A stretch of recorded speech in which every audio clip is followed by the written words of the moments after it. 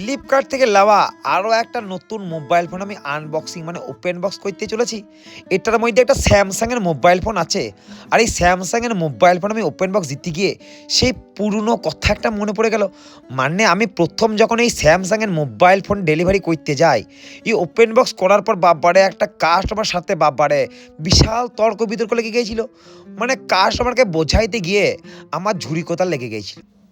যখন আমি আনবক্সিং করে কাস্টমার হাতে মোবাইলটা দিই আর কাস্টমার তখনই বলে যে আমার চার্জারটা কোথায় গেল, এই বাক্সের মধ্যে চার্জার নাই কেন, আমি মোবাইল নেবো না।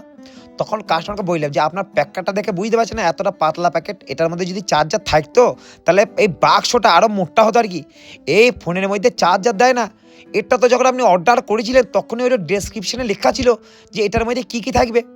কি বলবো, সে বুঝিয়ে পেয়েছে না, বলছে না চার্জার কেন আমাকে আলাদা করে কিনতে হবে, কোম্পানি ফ্রড করছে। আমি বললাম কোম্পানি ফ্রড করছে না, আপনি খেপ্পা, আপনি লেখা ফেখা না পড়ে বুক করে দিয়েছেন। যদি এটার মধ্যে চার্জার না থাকতো, মিসিং থাকতো আর কি, তাহলে বাক্সটা আরও চওড়া মোটা হইতো। কি বল